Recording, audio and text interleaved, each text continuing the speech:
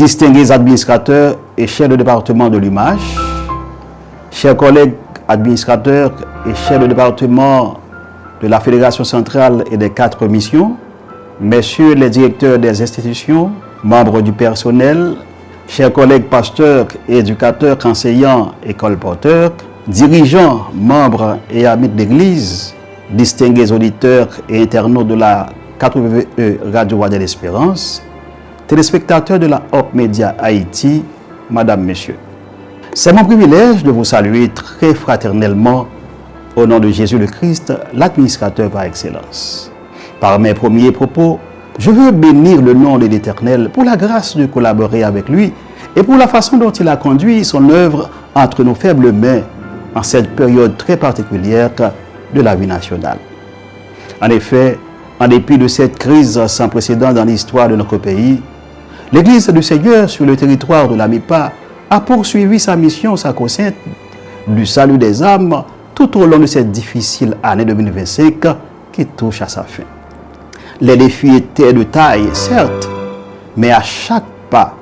notre Seigneur Jésus, par sa grâce, nous a soutenus et a veillé jalousement sur son Église. À lui soit gloire et honneur.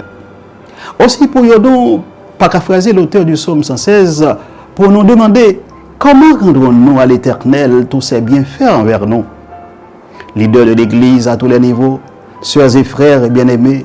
aux sœurs de ce nouvel an, comment en effet rendrons-nous à l'Éternel tous ses bienfaits envers nous, si ce n'est qu'en lui reconsacrant notre vie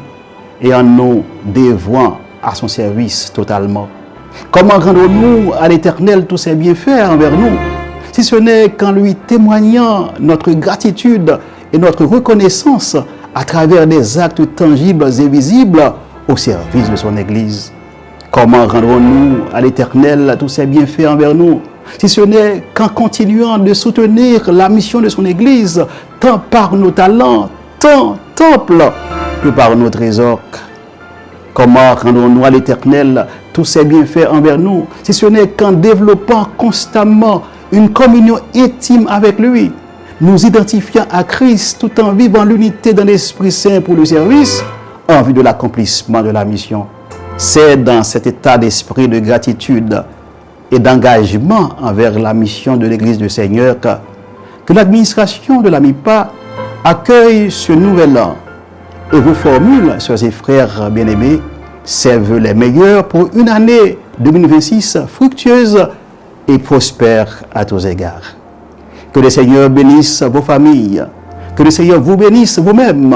et le ministère que vous êtes appelés à exercer dans sa vie. Comme l'a dit Paul aux Philippiens, que la paix de Dieu qui surpasse toute intelligence garde vos cœurs et vos pensées en Jésus-Christ tout au long de cette nouvelle année.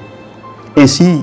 au nom des 2 autres collègues administrateurs de la MIPA, le pasteur Jean-Claude Azorc et le frère Franz Di Noël, respectivement secrétaire exécutif et trésorier, ainsi qu'en mon nom personnel, votre serviteur pasteur Floribert Philippe, président, je vous renouvelle, bien-aimés sœurs et frères, mes vœux de bonne et heureuse année 2026 sous le regard bienveillant de notre Dieu qui ne faillit jamais. Bénédiction du Seigneur à chacun de vous.